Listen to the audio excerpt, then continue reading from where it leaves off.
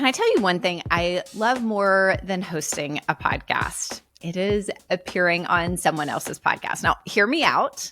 Obviously, really fun hosting a podcast. But when you're on somebody else's podcast, you just get to sit back, relax, and answer whatever question they come up with. And I have to tell you, I had such an enjoyable time being on the No Brainer podcast, which I mentioned recently in episode 36. I got to talk to Geoff Livingston and his co-host, Greg Verdino, and we talked about striking the balance between creativity, relationships, and AI. Artificial intelligence is remaking marketing as we speak. And if you're a marketer, you can either get up to speed or get left behind. The choice is yours, and really it's a no-brainer. Join Geoff Livingston and Greg Verdino as they explore the latest AI news, trends, tools, and ideas that are creating the future of marketing today. This is No Brainer, an AI podcast for marketers. Take it away, Geoff and Greg. Hey, this is Greg Verdino, and welcome to No Brainer. I am here, as usual, with Geoff Livingston. What's happening, my man? What's up, sir? How are you today? How is sunshiny New York? It is cold, shockingly cold. I feel like we've gone back into winter, although it is supposed to be spring, and there are some flowers poking their heads up, which is good as well, I suppose. It's a nice time of year, for sure. All right, and with us today, we have another guest who is patiently listening to us chit-chat and pitter-patter. We'd love to introduce everybody to Courtney Baker. Courtney is the Chief Marketing Officer of Knownwell. Knownwell uses AI to help professional services firms like agencies and consultancies, for example, see how this all ties together, spot churn before it happens. So Courtney is an interesting guest because she is both the Chief Marketing Officer herself, so of course we'll have CMO perspective, but because of the work Knownwell does, Courtney is also going to have interesting ideas about what this means for the world of agencies. So hey Courtney, welcome to the show. Yeah, thanks for having me. Glad to be with y'all. We're thrilled you're here, and we're also very thrilled that you're not bald, because our last guest was bald, and we kind of had like the whole like Coneheads episode going on. It was really bad. It was bad. Yes, indeed. For those not watching, I do have hair, so it's an important fact going in. There you go. Very cool. We're very excited to have you. Thanks for joining the show. We do share mutual friends as well. Andre Yee, giving you a shout out. Hopefully you're listening.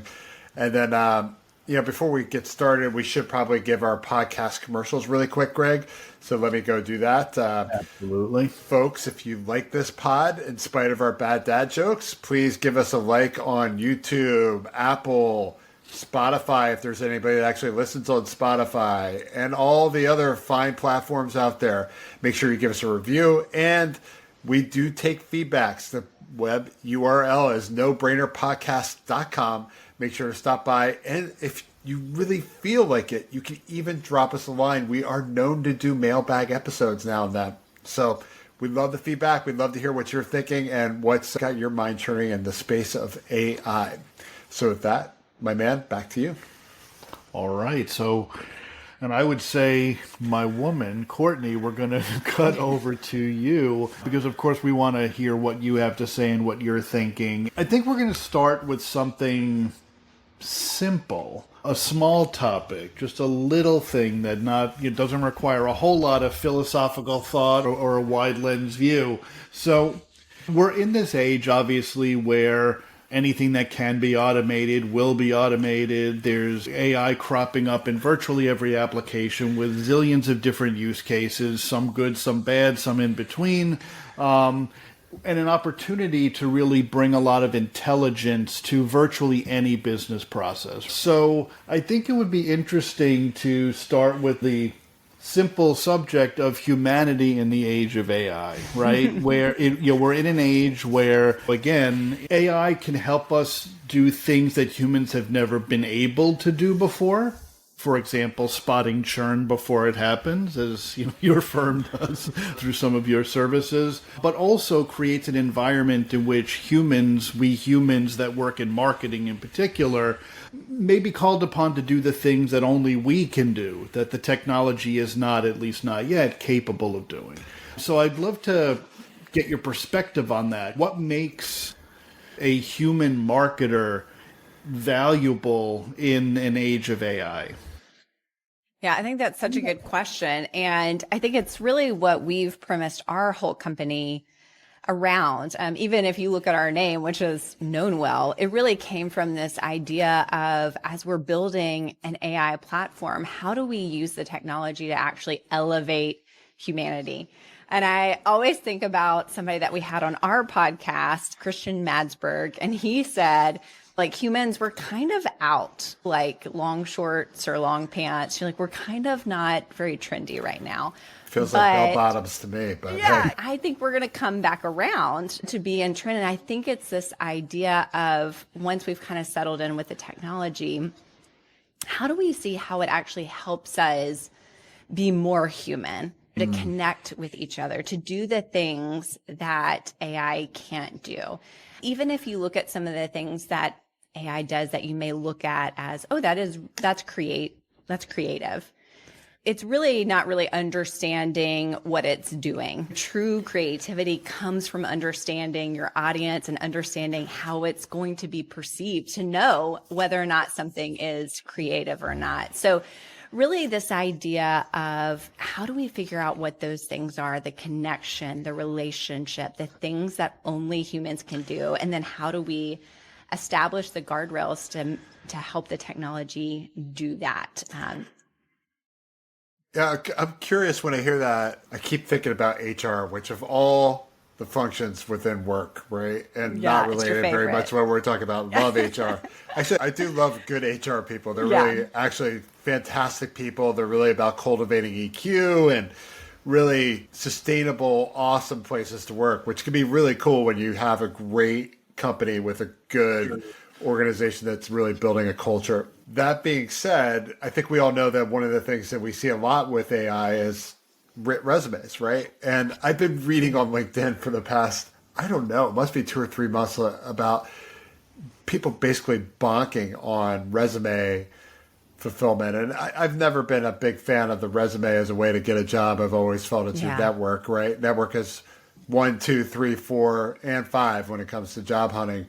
But it's really interesting how the AI has been deployed, AI tools, I should say, to really filter out people and folks that are probably qualified. They may have the je ne sais quoi to fit in correctly, right? That kind of the rocks in your head match the holes in mine connection that we need to make companies work. But it's not on paper. And I think we miss that a lot. And I wonder, like, how we do keep that human element, not just in creativity, I totally agree with that, but also just generally when we let AI into our work lives and our systems, if you would. Care to riff on that? Yeah, it's really interesting. I was talking to an executive of basically a virtual assistant company, match executives with assistants all over the world. And they still hold on to, in this day and age, which I think is kind of mind blowing, that they personally interview every virtual assistant to just make sure, hey, I've met the person I'm placing and now I'm meeting you. And I think what they're really saying is there is something here that no technology can fill, that there's still a gap there. And I think it's this very idea of what makes us different than a machine. And there is still a difference. We can debate on whether or not, how long and what that all looks like, but I think there still is a difference. And what she's saying is that gap can only be filled by a person. Yeah, it's kind of cool. Greg, what do you think the difference is? I mean, I think right now, I think there's a number of things, obviously. Geoff, you and I have spoken about, and I know you've also written about on the Substack, the importance of soft skills. I've done a lot of work over the past 5 or so years around soft skills like adaptability, and I think that is truly a difference at this point in time. Clearly, machines are great at the quote-unquote hard stuff, right?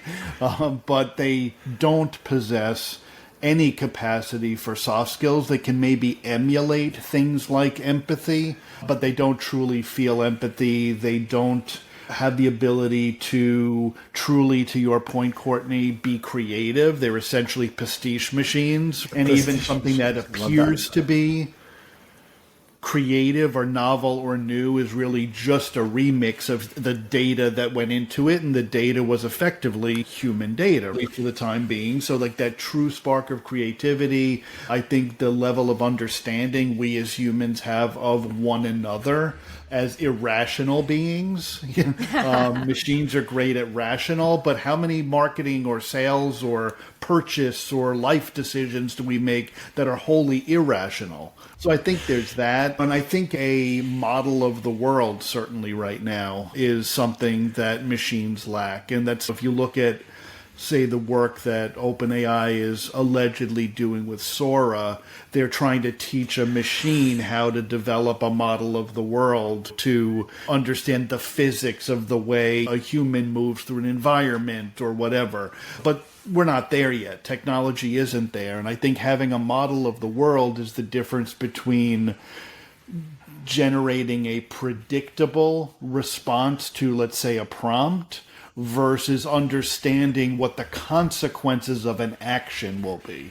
So I think there's a lot of stuff that is uniquely human that right now machines just really aren't good at. I think the other thing, and I've said it a couple of times now, Geoff was at one of these occasions at one of the A&A conferences, where the reality is when you look at today's generative AI, yes, they can improve productivity and performance and efficiency and effectiveness, and it all comes down to how well you learn to use these tools. But at the end of the day, they don't take somebody who sucks and turn them into a superstar, right? They just make them suck. They raise the bar, right? Yeah. They raise the bar. And I think when you think about and talk about marketing, what that means is the junk rises to a mediocre middle, right? Where it's good enough but not great. If you are really a superstar, whether it's creatively or strategically or at relationship management or whatever, I think if you over rely on those tools, you end up sinking to the mediocre middle, right? Yeah, no doubt. Right. So I think we have an interesting opportunity, and this is a human thing, to raise our game, to be cool again, to not be the skinny jeans or the bell bottoms or whatever your cultural reference is these days, and find ways to raise the bar on the work we do, the thinking we do, and the sort of the creativity in the grandest sense that we apply to the problems we need to solve. Sure. Thoughts, Courtney, before we move on? Yeah, I think one interesting thing that comes to mind is I think there's a real risk if that does happen, if the superstars start to come down to the mediocre middle, we lose the people that are able to judge if something is done well in marketing. You're like, how will this be received? Is this good? Especially when we're talking about really creative parts of marketing, which I certainly love and lean to. There's something that somebody that has to say, this is good and it's going to resonate. Yeah. And I think when we start talking about that bar coming down and people coming to the middle, that's one of my biggest concerns is who's going to be there to say, this is good or this is bad.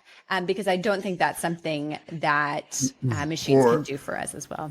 Or this is technically correct, but exploitative and will leave a bad taste in people's mouths. Great example. Right? Yeah, exactly. Because I think like that's the danger of optimal performance. Right? You can be optimal and then break everything because it's actually it's false, right? It's a false positive. It's a really interesting moment in time because we have a lot of experts in their fields that have become experts by experience and doing also people talking shit on LinkedIn. Is that Greg? Greg, do we need to see some posts in the chat? If you've seen our like ratios, you know it's not us. Yes, I think we have the benefit of experience. I think it's when we get a newer crop of younger junior employees that have these technology tools at their discretion. How do you start to get that expert level, that really high bar, highly proficient, to kind of play that role in the next generations? I'll be really interested to see. Assuming there even is the next generation, right? And I don't mean that in the existentialist sense, but if you think about it, when you look at, let's say, an ad agency, it's not the rock star creative director who came up with just do it that's going to get sidelined by AI, right? It's going to be the entry level copywriter who can't get a job because somebody senior in the agency figured we can do that junior rote routine work with AI. So how do new people get even into professions? That's, I think, going to be a real challenge, kind of building on what you just said. Yeah. So just to move us on, because we're already 15 minutes in and we got to get Courtney, we got to get all the wisdom, all the wisdom. Number 2, data is gold, said Matthew McConaughey. That must be gold right there. But all jokes aside, data's gold. So if we fuel our intelligence with really good, clean data, I mean, obviously the AI or particularly machine learning is going to work well and provide some dramatic insights. And obviously this is your raison d'etre, right? Can you talk a little bit about why marketing firms are different from e-commerce and how data works there? It's harder unless you have data from your actual first-party clients, that kind of thing. Can you walk us through that a little bit? Yeah. If you think about it, for all the professional service people listening, I'm going to tell you your job in a lot of ways is harder to know your customers. And I'm going to caveat that in a second, but just hang with me. When you are looking at e-commerce or SaaS, you have so much transactional data on your customers. And it's so easy to utilize that and really figure out what is happening with your customers. In professional service companies, so much of the transaction and the knowledge is held in relationships. And relationships is we don't think about emails or Zoom calls or all of these natural communication flows as data. And yet in professional services, it is probably the richest data that you have in the organization. But until we had generative AI, we've really not had a way to harness that data to really make it actionable for professional services. And so that's what we're doing. That's what we're building is actually how do we take the structured data, the natural communication flows in an organization, the relational data in an organization and external data, and actually provide insights, actionable intelligence to go do what only humans can do, which we've already talked about, which is really, intervening in the relationship, really taking proactive action and engaging with our clients. And so I think it's a really interesting idea of how we think about data and how I think in professional service firms, marketing agencies, we have to start thinking about our relational data different and how we can leverage it in our businesses. So basically you read signals to tell people when they're about to get canned? Exactly. Yeah. You know the reason why you haven't heard from them or they're sending these really short emails? Because you're about to get fired, Joe. You're about to get fired. Well, gosh. and I use this analogy all the time. If you think about a small marketing firm, you've got maybe 5 to 10 people on staff. You've got 25 clients, 50 clients.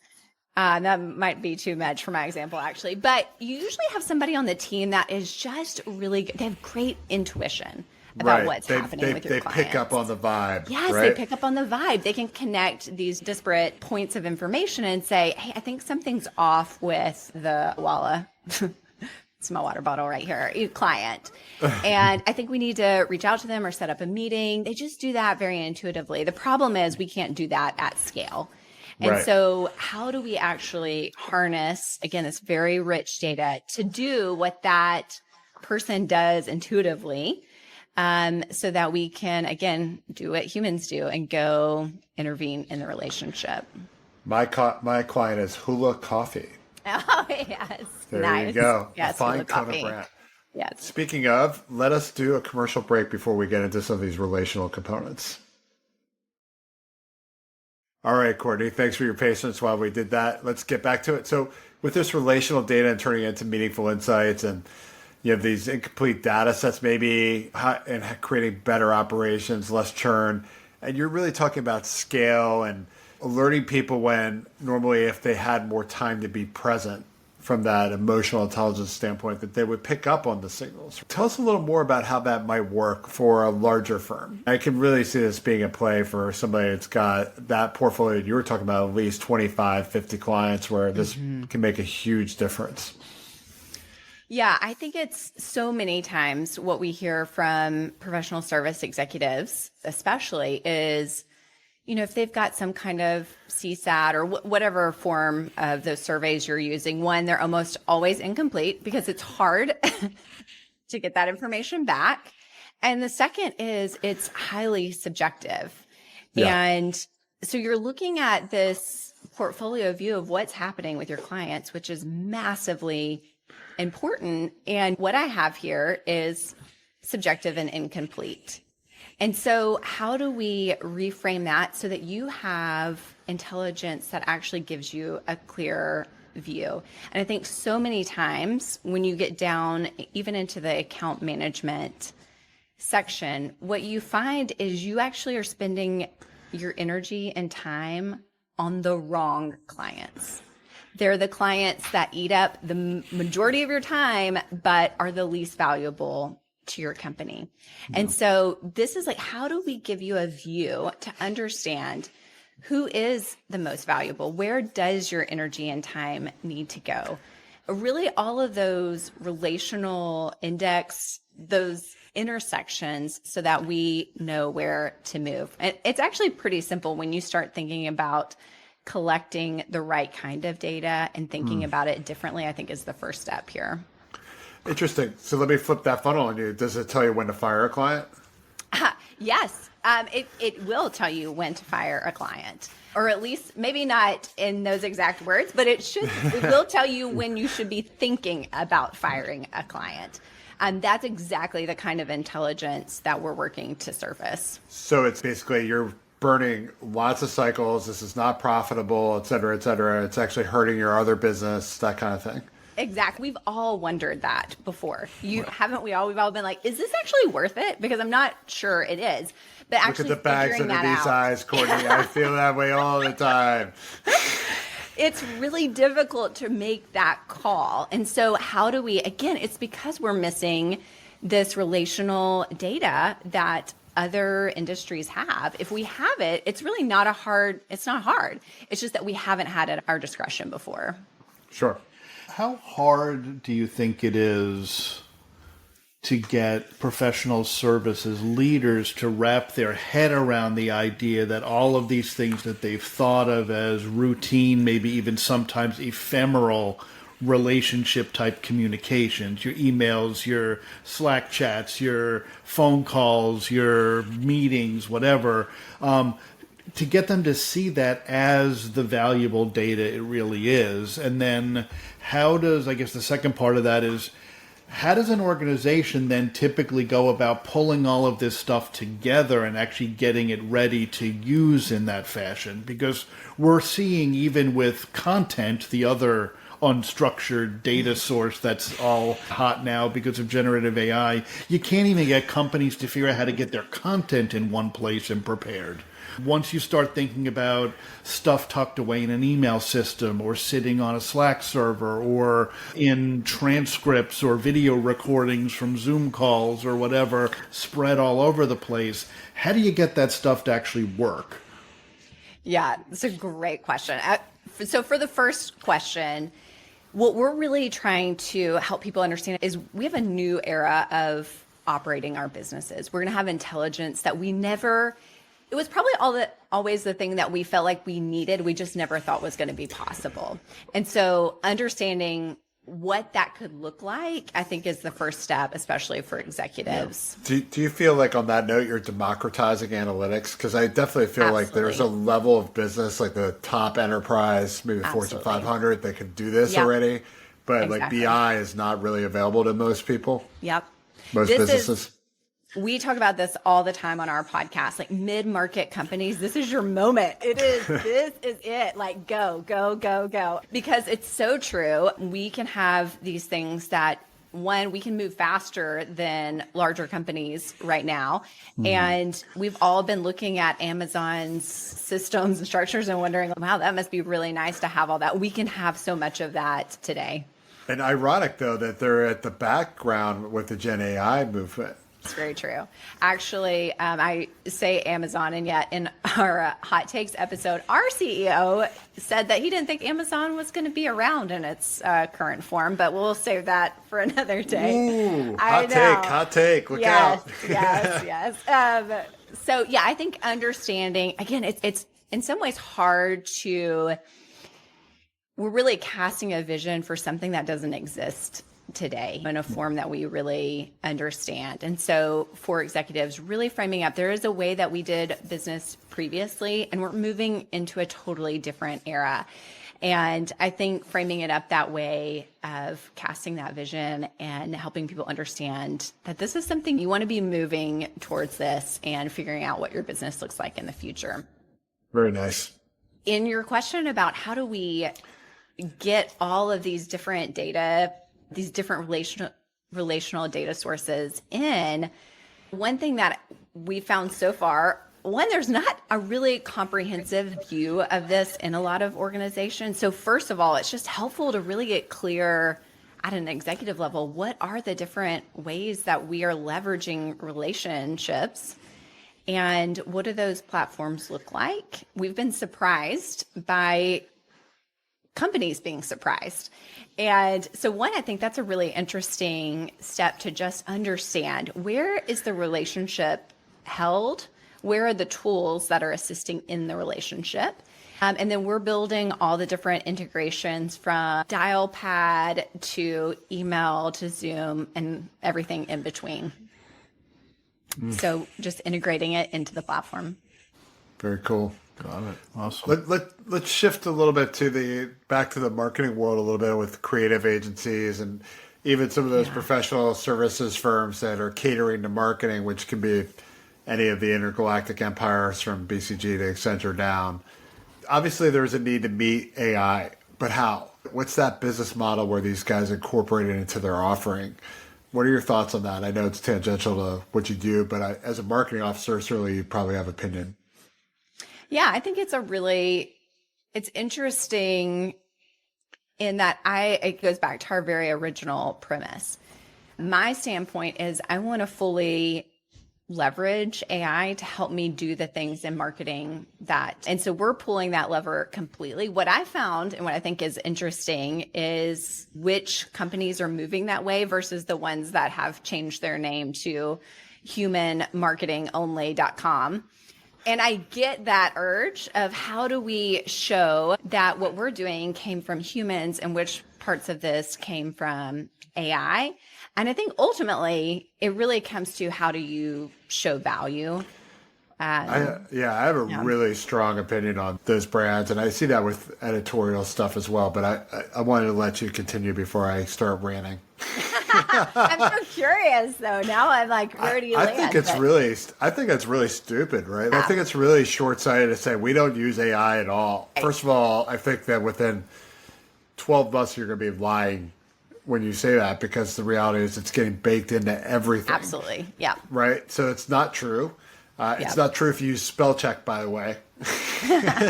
And the reality is that what we have to come to understand is where we use humans to strategize, to your point. I mean, to the EQ side of it. But to completely ban this stuff is basically to make yourself irrelevant long term. I know that's the counter argument that everybody hears, but I just cannot see people remaining competitive long term with that approach. It becomes almost a cottage industry where we hand make our own china and our own pottery, which is cool, and it's an art form and it's unique, but it's very much a very small niche and nobody really buys it. They still go to Crate Barrel and get their machine made plates. Yeah, and this is where I come back to, how do we elevate the art? How is the combination greater than the two parts? And I think that's very possible. And I know the three of us, very biased individuals, when we answer this question, but I would not hire someone that said, I'm not using AI. I actually would be asking the opposite. How are you leveraging AI to get us the best results that we we can. I want to know how you're doing that for our. Yeah, we had a guest a couple of weeks ago that said the very same thing, that he would not hire an employee if that employee was not familiar with AI to some extent or another and isn't personally using it. I have to agree, right? Like it's like an instant disqualification. Hi, I'm a Luddite, and I'm not going to use technology ever. Right. I literally had a conversation 2 days ago with a university, and they were trying to figure out what the role of AI is going to be in the classroom. And I said, listen, I am asking everybody I'm hiring, tell me about how you use AI. Tell me about a time you had a problem that you needed to solve and you leveraged AI to help you solve it. And I think this moment of time of how this is being leveraged is a really interesting one. We've got to really think through how we're doing this well. Do you think culturally we're storming before we norm? Maybe. I think that's a real yes, I do. And I think the thing that sometimes maybe gets lost, especially with marketers who have a bent toward shiny objects, as many marketers do. You don't say. Is hey, how's that ChatGPT working for you? Right. Is almost treat AI like peanut butter and apply a little bit of it to everything, even when it is not beneficial. So I fundamentally... Not good with mayo, man. Not good with mayo.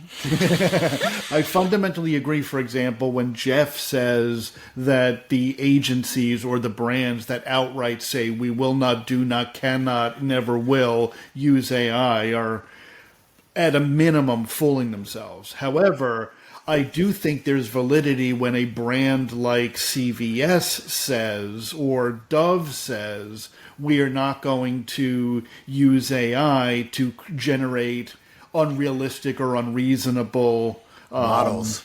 Images of, let's say, female models, right? Dove is very big on that. They're not using AI to modify the way their models look. And that's so in brand for them, and it's right? on That's brand, so on brand. And it kind of comes down to making smart strategic choices about when, where, how, and why AI is right for your brand and when, where, how, and why it's not.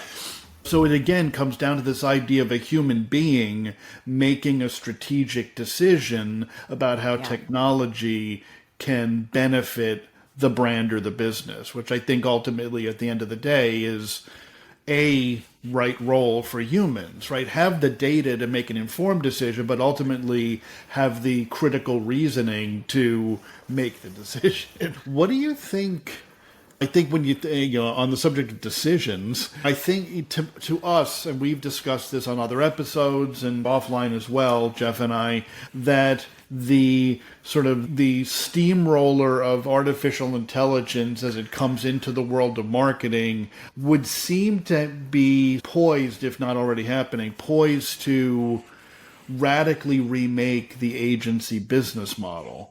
Right, where a typical agency is billing on hourlies and they're essentially incentivized for spending as much time as possible to deliver as little work as possible. A lot of what they sell is making lots of markup for things that are incredibly expensive. Oh, we have to shoot that commercial for the new laptop model in Bora Bora. There's a lot of that stuff that still happens when there's a lot of margin in that, a lot of profitability for agencies. It would seem that now, not that you want to go as far as, say, Sam Altman and say that AI can replace 95% of what an agency does for free, but certainly there's going to be price pressure. There's going to be a requirement for agencies to be smarter about how we serve clients profitably, even if we get paid less to do. What are your thoughts around that? Can we just kill the hourly rate, billable hour model? That I feel like it's broken.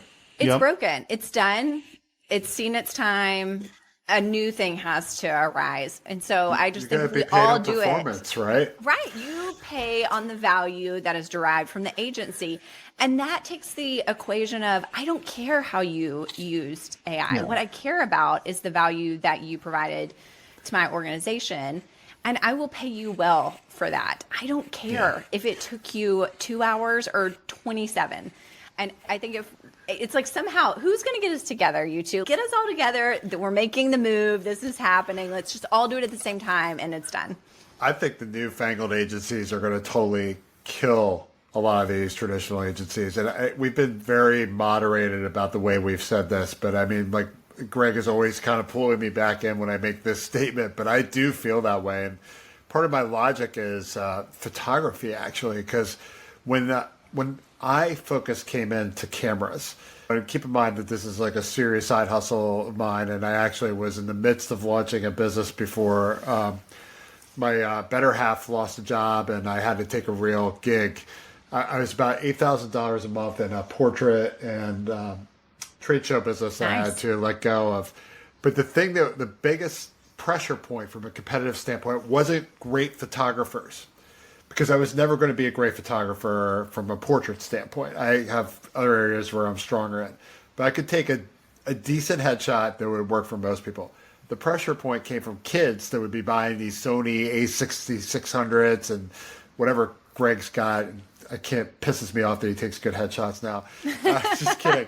But to that point, though, that you could basically point any kind of $1,000 camera with an iFocus and get a lockdown on somebody's eye. If you have any sense of light, you're going to get a decent headshot, and you have people running out undercutting the market for $100, $150 for a headshot. That's going to work to back to the raising the bottom standpoint. It raises the bottom of the market, but it also craters the cost. So that mid-market of photographers that are good, maybe even very good, but not great, all of a sudden get killed, right? And then you have to be the Cade Martins of the world, where you take these just incredibly emotive portraits that just stand out, where you're like, Cade, what's your price? It's $1,200 for one headshot. Fantastic. Here it is. Take my money. Make me look amazing, Cade.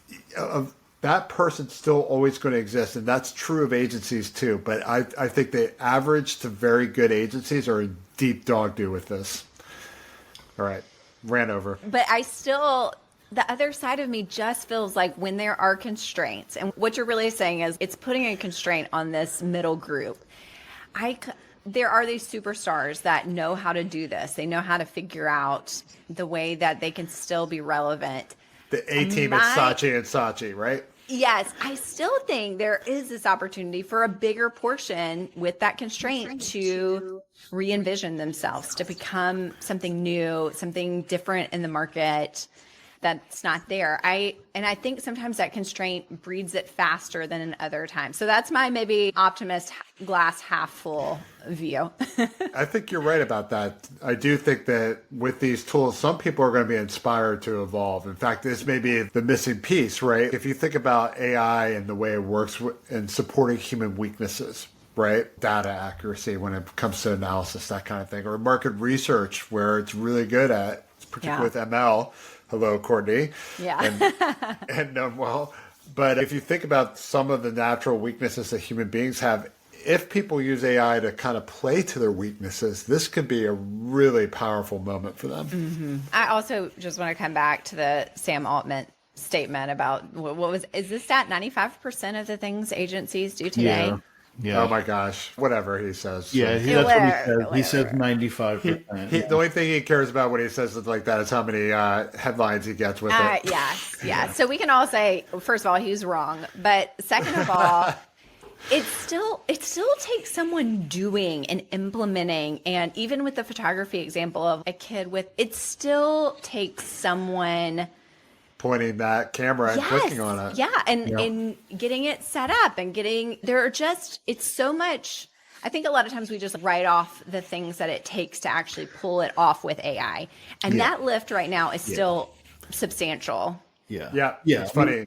Go ahead. I was going to say Altman, and not just Altman, but he's the poster child, right? He's famous for selling the sizzle, not the steak, right? He's talking about what he believes artificial intelligence should, could, and may one day be able to do. And he's got a point of view, of course, that it will, in fact, reach a point of general intelligence, human-level intelligence across all sorts of things. It'll be agentic, able to complete tasks without human involvement, and that it's going to radically change everything. But then those of us who actually sit here and use the tools on a day-to-day basis realize my writing is worse when I use AI, right? I have plenty of ways I can use it to be more effective, more efficient, with brainstorming, outlining, secondary stuff, boilerplate stuff, a little bit of research, versioning.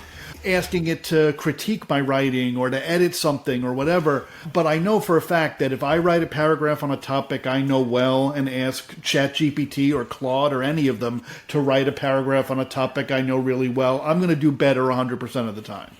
Yeah. Right? And it's knowing when, where, and how these tools are valuable and where their limits are. And I think the problem with Sam Altman, too, is Geoff and There's so many of them, man. We speak often about OpenAI's product marketing challenge in that they effectively have no product strategy. It's all over the board, right? And it's confusing as all hell. What's going to stick?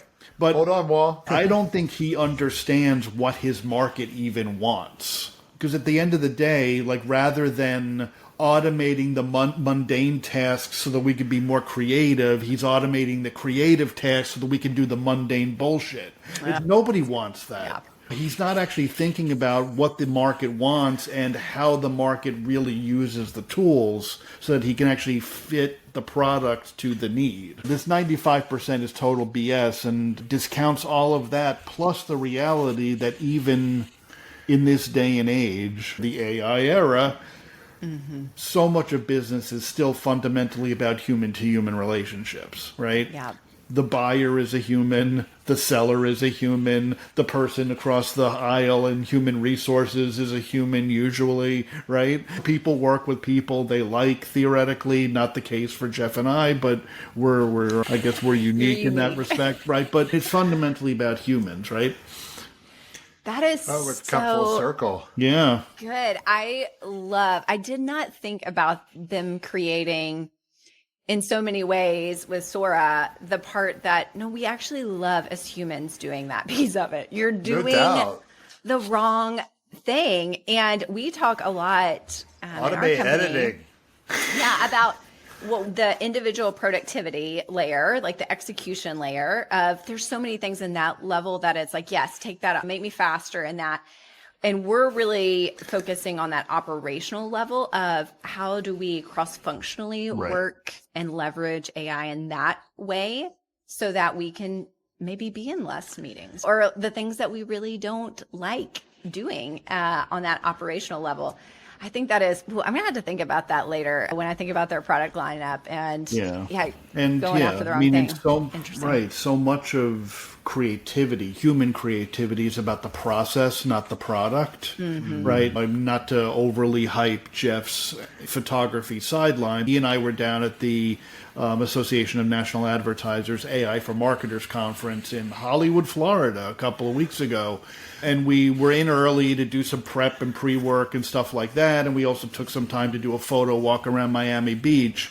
And I'm not to put words in Geoff's mouth, although he actually said it, but Geoff was getting jazzed on the process of taking photographs, of walking around, of looking around, observing action, finding things that were interesting to his eye. At the end of the day, whether he came out of it with 1 or 101 phenomenal photographs was almost irrelevant, right? But AI is taking all of the stuff up to the perfect picture out of the equation, right? And saying, if you're a writer, you don't need to look at a blank page. Writers like the blank page because it represents possibility. The crazy thing about what he's talking about, I haven't even looked at the files, but I know I have good shots in there. I really enjoyed it. I'll enjoy editing them too someday when I'm sick and I can't move. Yeah. You know what I mean? Right?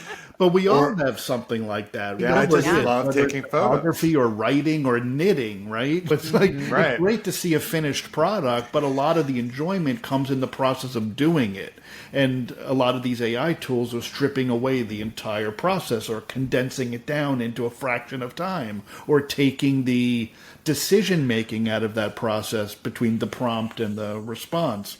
That said, if you're an agency or a business person or a marketer in general, there are certainly ways that these tools, these technologies can assist us in doing what we do better, faster, more capably, more effectively, more efficiently, to better results, etc. So how does AI, what are some of your best ideas for how AI helps us to level up creativity and our human thinking and our human capacity? Yeah, it's a really good question. And I think we have to be mindful. I think what you just said of sometimes it's really good to have a blank sheet of paper. And I will caveat that on the other side of the spectrum of sometimes it's good to brainstorm with people in person. There is just something, even with other technologies that we have today, that we have to be careful to still understand the power that we have when we're just together with people and to find spaces for those. I think we may, I think humans are going to be more on trend in the future. We might even start to prioritize it more, which is, again, I am such an optimist on this podcast. I do think on the flip side of that, I do find that AI is really helpful with just sparking ideas. I think I'm in a remote global team. So not only are a lot of my teammates remote, all of them are remote actually, but they're also in different time zones. And so sometimes I need a thought partner to help me think through ideas, and it does work great for that. I do wholeheartedly agree with you that I've never found a piece of copy from an LLM that I could ship. It is not great. And again, we're coming like full circle here with this conversation. Goes back to my ability to judge whether or not the writing is good or not. So one thing that I love to do is just test, keep a list of all the things that I have tested in AI. It could be as simple as writing social media posts. It could be creating YouTube shorts, whatever the thing is. I keep a list of those tests and then I try them out. It may not work great right now, but then I retest them later on because, again, as y'all know, it changes constantly. All the time.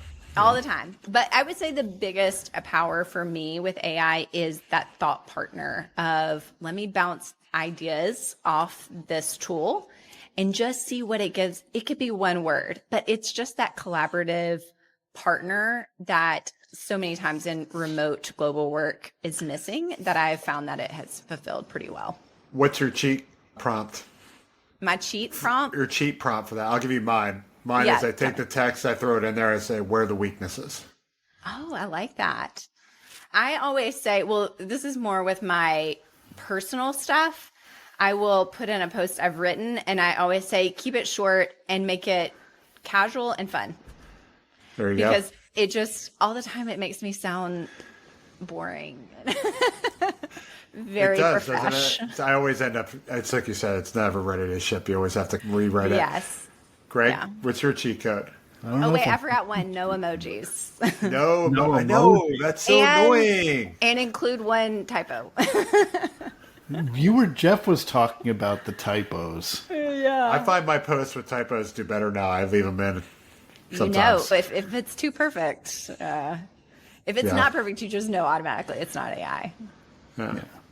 Cheat code, Verdino? Yeah. I don't know if I have a single cheat code. I tend to do a lot of stuff like you're describing, Geoff, of review this and tell me where the weaknesses are or what could I add to make this better.